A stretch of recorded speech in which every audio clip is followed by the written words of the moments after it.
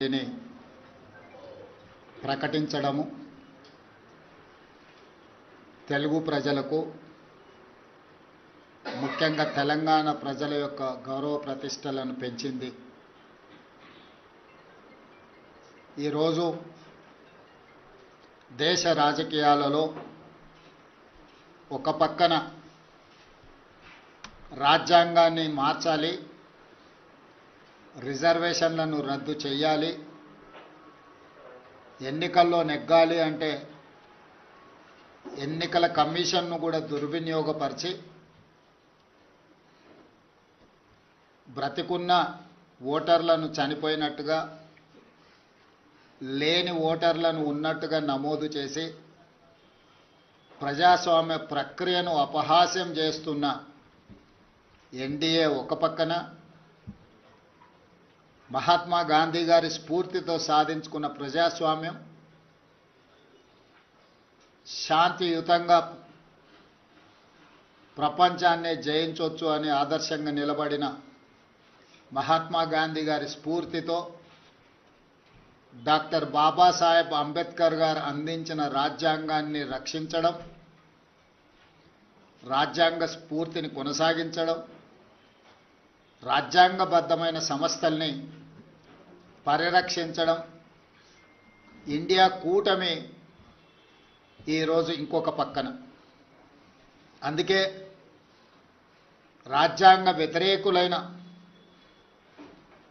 రాజ్యాంగాన్ని రద్దు చేయాలని కుట్రలు చేస్తున్న వాళ్లను ఈ ఉపరాష్ట్రపతి ఎన్నికల్లో ఓడించడానికి ఇండియా కూటమి రాజకీయ పార్టీలకు అతీతంగా, రాజకీయాలతో సంబంధం లేని ఒక వ్యవసాయ రైతు కుటుంబంలో జన్మించిన తెలంగాణ బిడ్డ, ఉస్మానియా యూనివర్సిటీ పట్టభద్రుడు, తెలంగాణ హైకోర్టు జడ్జిగా, ఇతర రాష్ట్రాలలో చీఫ్ జస్టిస్గా, సుప్రీంకోర్టు జస్టిస్గా సుదీర్ఘకాలం సేవలను అందించి రాజ్యాంగాన్ని పరిరక్షించడమే కాదు, రాజ్యాంగ నిపుణుడిగా పేరుగాంచిన జస్టిస్ సుదర్శన్ రెడ్డిని ఈరోజు అభ్యర్థిగా ప్రకటించడం మనందరికీ గర్వకారణము. ఈరోజు వారిని గెలిపించవలసిన బాధ్యత ప్రతి తెలుగువాడి మీద ఉన్నది. దేశ రాజకీయాలను ప్రభావితం చేయగలిగిన, దేశ ఆర్థిక వ్యవస్థను ప్రపంచంతో పోటీ పడే విధంగా తీర్చిదిద్దిన పివి నరసింహారావు గారి తర్వాత మళ్ళీ తెలంగాణ ప్రాంతానికి జస్టిస్ సుదర్శన్ రెడ్డిని ఇండియా కూటమి ఉపరాష్ట్రపతి అభ్యర్థిగా ప్రకటించడం మనందరికీ గర్వకారణము. అందుకే ఈరోజు తెలంగాణ రాష్ట్ర ప్రభుత్వం తరఫున ఇండియా కూటమి రాజకీయాలకు అతీతంగా న్యాయ నిపుణుడు, న్యాయ కోవిదుడు జస్టిస్ సుదర్శన్ రెడ్డి గారిని అభ్యర్థిగా ప్రకటించడంతో రాజకీయాలకు అతీతంగా మనందరము ఏకం అవ్వాల్సిన సందర్భము. అందుకే ఈరోజు Telugu Desam party, YSR party, BRS party, MIM party, అదేవిధంగా ఉభయ రాష్ట్రాలలో ఉన్న బీజేపీ రాజ్యసభ, లోక్సభ మెంబర్స్కు కూడా విజ్ఞప్తి చేస్తున్నా, తెలుగువాడికి దక్కిన గౌరవం జస్టిస్ సుదర్శన్ రెడ్డి ఉపరాష్ట్రపతి అభ్యర్థిగా ప్రకటించడం. అందుకే మనందరం కలిసికట్టుగా 42 మంది లోక్సభ సభ్యులు, 18 మంది రాజ్యసభ సభ్యులు, ఉభయ రాష్ట్రాలకు సంబంధించిన వాళ్ళందరం ఒక తాటి మీదకి వచ్చి జస్టిస్ సుదర్శన్ రెడ్డి గెలుపులో భాగస్వాములు కావాలి. జస్టిస్ సుదర్శన్ రెడ్డిని గెలిపించవలసిన బాధ్యత మన అందరి మీద ఉన్నది. కాబట్టి చంద్రబాబు నాయుడు గారిని, చంద్రశేఖరరావు గారిని, వైఎస్ జగన్మోహన్ రెడ్డి గారిని, జనసేన అధ్యక్షుడు పవన్ కళ్యాణ్ గారిని, ఎంఐఎం పార్టీ అధ్యక్షుడు అసదుద్దీన్ ఓవైసీ గారిని, అదేవిధంగా ఉభయ కమ్యూనిస్టు పార్టీలు, ఈ రాష్ట్రాల నుంచి ప్రాతినిధ్యం లేకపోయినా ఇతర రాష్ట్రాలలో కమ్యూనిస్టు ప్రాతినిధ్యం ఉన్నది కాబట్టి ఆయా పార్టీలను కూడా తెలుగు వాళ్ళుగా మన వాళ్ళు సంప్రదించి మద్దతు కూడగట్టి జస్టిస్ సుదర్శన్ రెడ్డి గారి గెలుపు కోసం పని చేయాలి. జస్టిస్ సుదర్శన్ రెడ్డి గారి గెలవడము ఇప్పుడు అవసరం.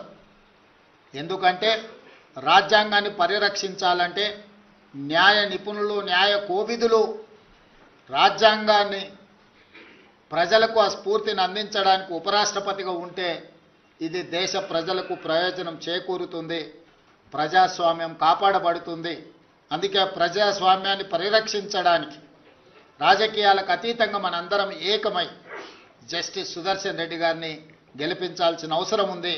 వారికి మద్దతు ఇవ్వవలసిందిగా ఉభయ తెలుగు రాష్ట్రాలలో ఉన్న రాజకీయ పార్టీలను, వాటి నాయకత్వాన్ని ఈరోజు తెలంగాణ కాంగ్రెస్ పార్టీ తరఫున, మంత్రివర్గం తరఫున వారందరూ కూడా నేను విజ్ఞప్తి చేస్తున్నా.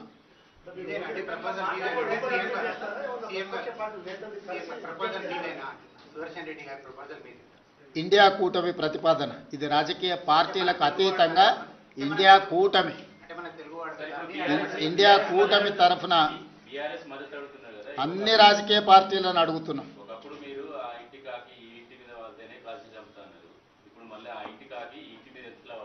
ఇది ఇండియా కూటమి, జస్టిస్ సుదర్శన్ రెడ్డి గారు కాంగ్రెస్ పార్టీ కాదు. అందుకే మీకు మొట్టమొదటి ఓపెనింగ్ రిమార్క్స్లోనే చెప్పిన, జస్టిస్ సుదర్శన్ రెడ్డి కాంగ్రెస్ పార్టీ ప్రతినిధి కాదు, కాంగ్రెస్ పార్టీ సభ్యుడు కాదు, కాంగ్రెస్ పార్టీ ఒకటే ప్రతిపాదించిన అభ్యర్థి కాదు. ఇండియా కూటమి ప్రజాస్వామ్యాన్ని పరిరక్షించడానికి న్యాయ నిపుణుడు, న్యాయ కోవిదుడైన జస్టిస్ సుదర్శన్ రెడ్డిని ప్రతిపాదించారు. వారికి ఏ రాజకీయ పార్టీతో సంబంధం కానీ, అనుబంధం కానీ, సభ్యత్వం కానీ లేదు. పార్టీలకు అతీతంగా జస్టిస్ సుదర్శన్ రెడ్డి గారిని గెలిపించాల్సిన బాధ్యత ప్రతి తెలుగువాడి మీద ఉన్నది. అందుకే ఈరోజు తెలుగు భాషను ప్రాచీన భాషగా గుర్తించాలనుకున్నప్పుడు అందరం ఏకమైనం. అంతెందుకు 1991లో కాంగ్రెస్ పార్టీ పివి నరసింహారావు గారిని దేశ ప్రధానమంత్రిగా చేసి ఉప ఎన్నికలకు నంద్యాలలో పోటీ పడినప్పుడు ఆనాడు గంగుల ప్రతాప్ రెడ్డి గారు రాజీనామా చేసి పివి నరసింహారావు గారు నంద్యాల ఎంపీగా ప్రతిపాదించినప్పుడు పెద్దలు నందమూరి తారక రామారావు గారు ముందుకు వచ్చి ఒక తెలుగువాడి దేశ ప్రధానమంత్రి అవుతున్నాడు అంటే అది మనందరికీ గర్వకారణము. ఎన్నికల్లో తెలుగుదేశం పార్టీ ప్రధాన ప్రతిపక్షంగా పోటీ పెట్టడం లేదు, అందుకే పివి నరసింహారావు గారిని గెలిపించండి అని చెప్పి ఆ రోజు నందమూరి తారక రామారావు గారు ముందుకు వచ్చిండ్రు. సిద్ధాంతపరంగా వైరుధ్యం ఉన్న కాంగ్రెస్, తెలుగుదేశం ఆనాడు ఎన్టీ రామారావు గారు పివి నరసింహారావు గారికి సంపూర్ణమైన మద్దతును పలికి వారి గెలుపుకు పూర్తిగా సహకరించి రాజకీయ విజ్ఞతను ప్రదర్శించారు. ఈరోజు తెలుగు వాళ్ళందరూ కూడా ఎన్టీ రామారావు గారిని ఆదర్శంగా తీసుకొని రాజకీయ విజ్ఞతను ప్రదర్శించి ఒక తెలుగువాడు ఉపరాష్ట్రపతి అయ్యే అవకాశం వచ్చింది. ఈనాడు వారు ఉపరాష్ట్రపతిగా నెగ్గితే భవిష్యత్తులో వారు రాష్ట్రపతి అవ్వడానికి కూడా అవకాశం ఉంటుంది. మళ్ళీ నీలం సంజీవరెడ్డి తర్వాత పివి నరసింహారావు గారి తర్వాత తెలుగు రాష్ట్రాల నుంచి ఒక గొప్ప అవకాశం మన అందరికీ గౌరవం దక్కే అవకాశం ఉంది. అందుకే ఈరోజు మనందరం ఈ చర్చలు, మీరు అడిగే ప్రశ్నలు, చర్చలు ఇవన్నీ కాంగ్రెస్ పార్టీకి సంబంధించినవి. కాబట్టి ఈరోజు వివాదాలకు సంబంధించిన ప్రశ్నల కంటే విజ్ఞతతో కూడుకున్న విధానంతో మనందరం ముందుకు వెళ్ళాలి. మనందరం కూడా విజ్ఞత ప్రదర్శించాలి. మనందరం ఏకమై ప్రజాస్వామ్యాన్ని కాపాడుకోవాలి. ఈరోజు రాజ్యాంగాన్ని పరిరక్షించాలి అంటే రాజ్యాంగ నిపుణుడు, న్యాయ కోవిదుడు ఉపరాష్ట్రపతిగా ఉంటే అందరికీ గౌరవంగా ఉంటుంది, ఈ దేశానికి అంతిమంగా మేలు జరుగుతుంది. కాబట్టి వివాదాస్పదమైన ప్రశ్నలు కానీ, వివాదాస్పదమైన అంశాలకు ఈరోజు పత్రికా సమావేశంలో తావు లేదు. అందుకే పాత్రికేయ మిత్రులకు కూడా నా విజ్ఞప్తి, మీ ఆలోచనలు ఏవైనా ఉన్నా మీ భిన్నాభిప్రాయాలను కూడా పక్కన పెట్టి మీరందరూ కూడా కలిసికట్టుగా జస్టిస్ సుదర్శన్ రెడ్డి గారికి మద్దతు ఇవ్వాల్సిందిగా మీ అందరికి కూడా విజ్ఞప్తి చేస్తున్నా.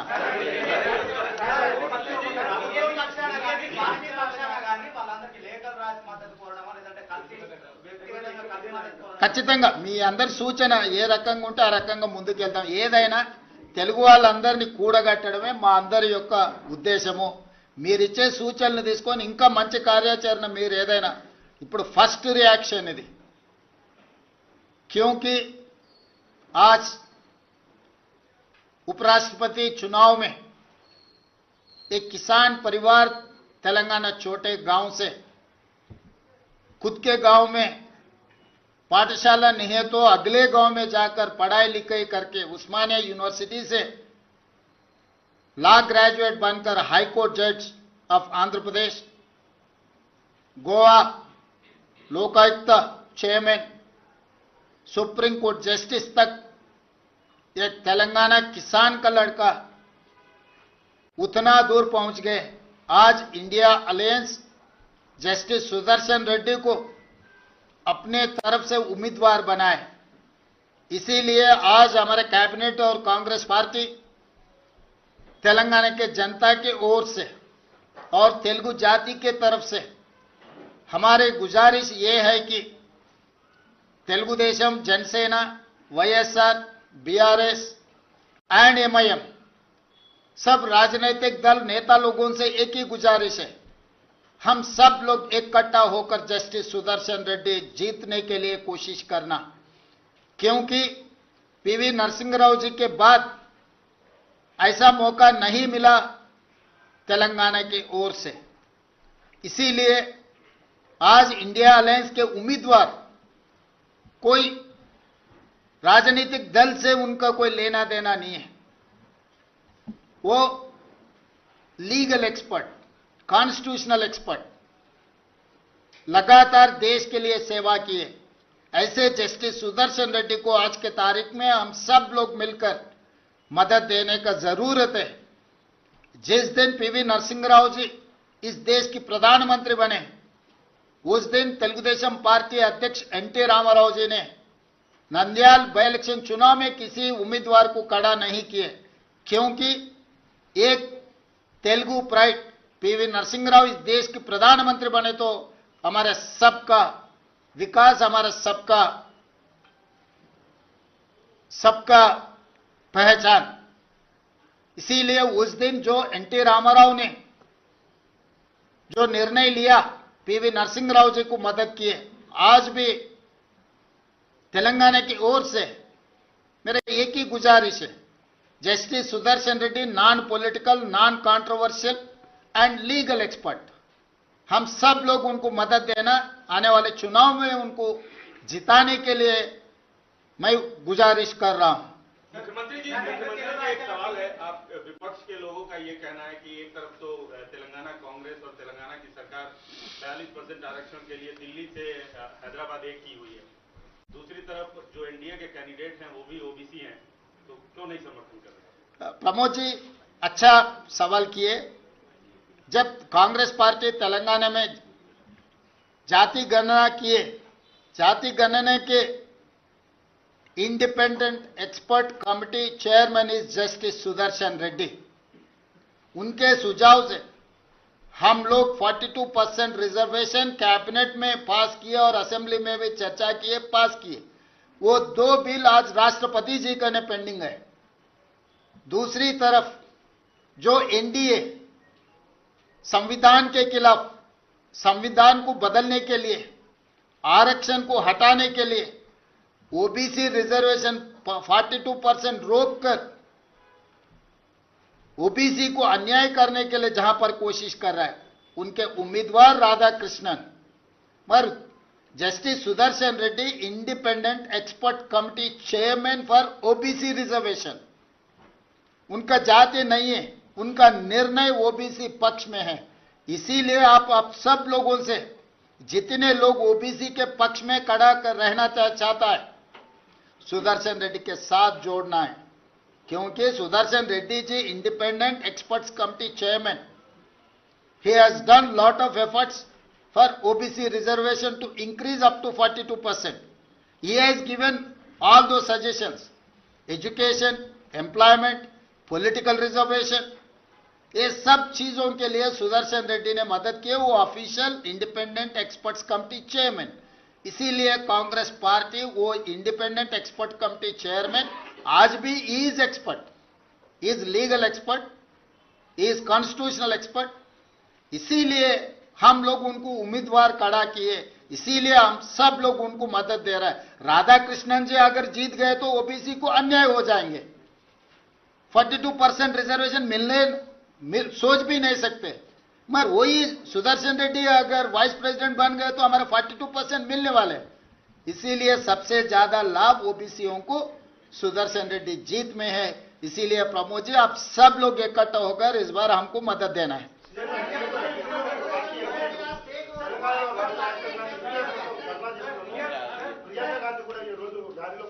ఈ రోజు దీనికే పరిమితం అవుతున్నాం। आशीष जी सर, आप क्या अभी जैसे आपने पार्टीज का नाम लिया, नेबरिंग स्टेट की party YSR Congress party TDP, क्या आप उनके नेता उनको अध्यक्ष को फोन करेंगे, उनको कन्विंस करने की कोशिश करेंगे, और किन पॉलिटिकल पार्टीज के लीडर्स को आप कांटेक्ट करेंगे, आप उनको अपने पक्ष में वोट करने की अपील करेंगे? क्योंकि वाईएसआर कांग्रेस पार्टी ने एनडीए के पक्ष में अपना समर्थन जताया है, टीडीपी ऑलरेडी एनडीए के पक्ष में है। आप उनका नाम ले रहे हैं, तो क्या उनको फोन कर आप कन्विंस करने की कोशिश करेंगे? 21 तारीख सुदर्शन रेड्डी जी का नॉमिनेशन है। नॉमिनेशन होने के बाद हम लोग सबसे दिल्ली से सुझाव लेंगे। इंडिया गठबंधन क्या करना चाह रहा है कि इंडिया गठबंधन सुझाव लेके हम आगे रास्ता निकालेंगे।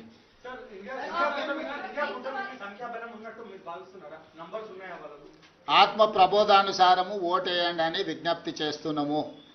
ఈరోజు ఆత్మ ప్రబోధానుసారము రాజ్యాంగాన్ని రక్షించాలి అనుకున్నప్పుడు ఖచ్చితంగా సుదర్శన్ రెడ్డి గారు గెలుస్తారు। ఈరోజు సుదర్శన్ రెడ్డి గారి గెలుపు రాజ్యాంగం పరిరక్షించబడుతుంది। ఎన్డీఏ ఒకవేళ గెలిస్తే రాజ్యాంగాన్ని మార్చడమే కాకుండా రిజర్వేషన్లను కూడా రద్దు చేస్తారు, అది వేగంగా అమలు జరుగుతుంది। అందుకే ఈరోజు ఇండియా కూటమి అన్ని రకాల ప్రయత్నాలు చేస్తుంది, అందరి మద్దతు కూడగట్టే ప్రయత్నం చేస్తుంది।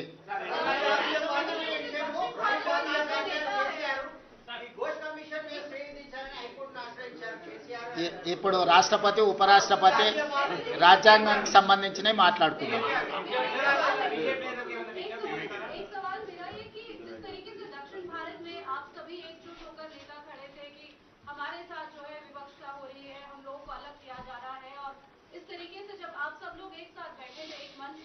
लेकिन आज आप देखते हैं कि दो अलग-अलग दक्षिण भारत के दो नेता खड़े हो रहे हैं उपराष्ट्रपति पद के लिए। आपको नहीं लगता कि दक्षिण भारत की राजनीति में कहीं ना कहीं बंटवारा या फिर जो है आपको लगता है कि डिवाइड हो रहा है? नहीं, ऐसा नहीं है, क्योंकि दक्षिण भारत से जो भी प्रतिनिधि बनने वाले वो इंडिया पक्ष में रहना है।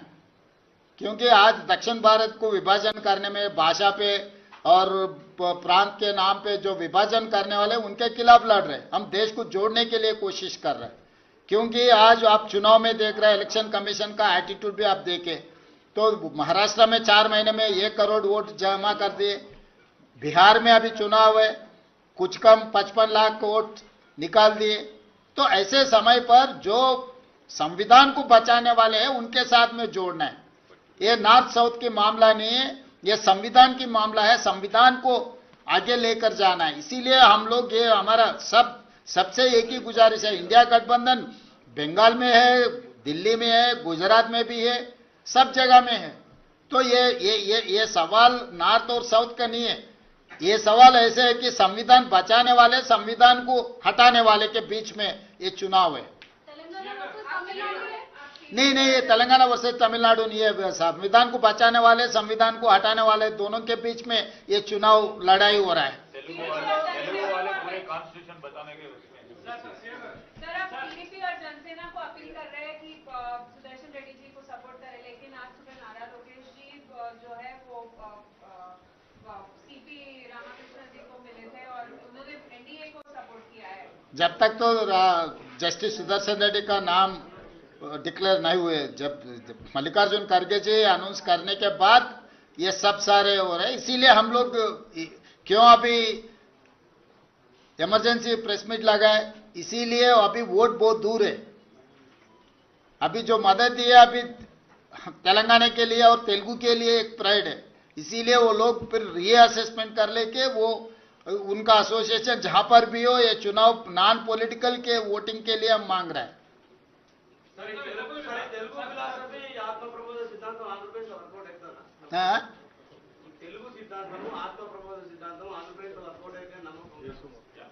దేశమంతా వర్కౌట్ కావాలనుకుంటున్నాం। ఒక ఆంధ్రప్రదేశ్కి ఎందుకు వెళ్ళినావు? నమస్తే తెలంగాణ ఆంధ్రప్రదేశ్ కూడా పోయిందా? మొత్తం దేశంలోనే ఆత్మ ప్రబోధానుసారం ఓటేయమని విజ్ఞప్తి చేస్తున్నాం। Yes, please. This is proposal went from you or the proposal? Which one? The appointment of This is India Alliance proposal. This is not from Congress party. Yes, I wanted to appreciate India Alliance. Why? Because they have given an opportunity to contest as a Vice President of India from Telangana. He is our pride. So I wanted to appreciate India Alliance.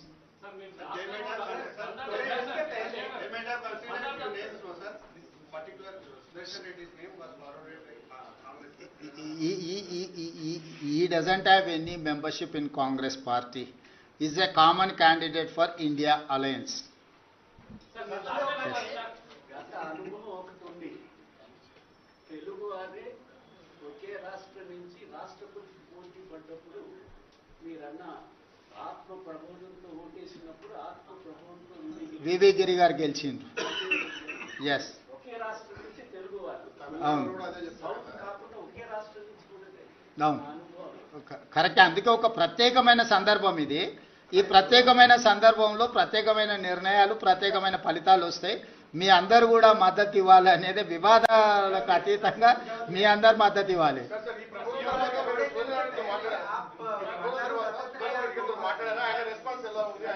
ఇక వారి response వారే చెప్తారు. ఇప్పటి వరకు మా విజ్ఞప్తి వరకే పరిమితం అవుదాం.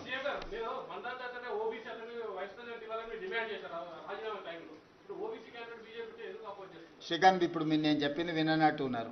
మేము తెలంగాణ రాష్ట్రంలో మొత్తం జనాభా లెక్కలేసి బలహీన వర్గాల లెక్కలు తేల్చి బలహీన వర్గాలకు 42% రిజర్వేషన్లు ఇవ్వాలని నిర్ణయం తీసుకున్నది ఇండిపెండెంట్ ఎక్స్పర్ట్స్ కమిటీ సూచన మేరకు. ఆ ఇండిపెండెంట్ ఎక్స్పర్ట్ కమిటీ చైర్మనే జస్టిస్ సుదర్శన్ రెడ్డి. ఆయన బలమైన బలహీన వర్గాల గొంతుక. ఈరోజు ఎన్డీఏ ప్రతిపాదించిన అతను రాజ్యాంగానికే వ్యతిరేకం. రాజ్యాంగాన్ని మార్చాలని, రిజర్వేషన్లు రద్దు చేయాలని, 42% రిజర్వేషన్లు రాష్ట్రపతి దగ్గర పెండింగ్ ఉన్న బిల్లులను అడ్డుకుంటున్న మోడీ ప్రతినిధి. సో బలహీన వర్గాలకు సంబంధించిన వ్యక్తి, బలహీన వర్గాలకు అండగా నిలబడే వ్యక్తి. సో బలహీన వర్గాలకు అండగా నిలబడే వ్యక్తి జస్టిస్ సుదర్శన్ రెడ్డి. రీసెంట్గా ఆయన ఇండిపెండెంట్ ఎక్స్పర్ట్స్ కమిటీ చైర్మన్గా బలహీన వర్గాలకు విద్యలో, ఉద్యోగాలలో, రాజకీయాలలో ఏ విధమైన రిజర్వేషన్లు అందించాలనో ఒక గొప్ప సూచన చేసిన వ్యక్తి.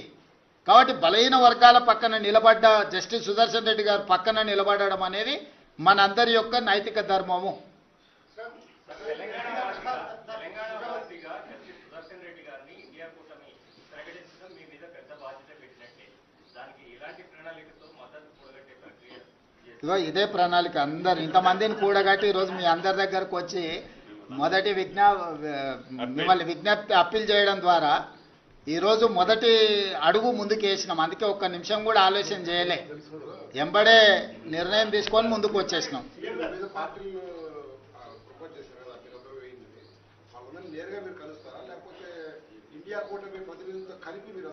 ఇప్పుడు 21 తారీఖు రోజు జస్టిస్ సుదర్శన్ రెడ్డి గారి నామినేషన్ ప్రక్రియ పూర్తవుతుంది. ఆ తర్వాత ఇండియా కూటమిలో కూర్చొని చర్చించుకొని భవిష్యత్ కార్యాచరణ ఏ విధంగా ఉండాలనో అందరి సలహా సూచనలు తీసుకొని ముందుకు వెళ్తాం. మొట్టమొదటి ప్రయత్నంగా మన వాళ్ళందరికీ నేను విజ్ఞప్తి చేస్తున్నాం, మనందరం ఒకటిగా ఉందాం, మన వాడిని గెలిపించుకుందాం. సింపుల్. దీంట్లో ఇంకా వేరే శశపిశలకు తావులేదు. ఎన్టీ రామారావు గారిని ఆదర్శంగా తీసుకొని ఆనాడు పివి నరసింహారావు గారి దేశ ప్రధానమంత్రిగా ఉన్నప్పుడు ఉప ఎన్నికలలో నంద్యాలలో ఎన్టీ రామారావు గారు ఒక స్ఫూర్తిని, రాజకీయ స్ఫూర్తిని, విజ్ఞతను ప్రదర్శించి పివి నరసింహారావు గారిని గెలిపించారు. ఈరోజు ఎన్టీ రామారావు గారిని స్ఫూర్తిగా తీసుకుని అందరూ కలిసికట్టుగా జస్టిస్ సుదర్శన్ రెడ్డి గారికి అండగా నిలబడాల్సిందిగా మేము విజ్ఞప్తి చేస్తున్నాం. ధన్యవాదాలు.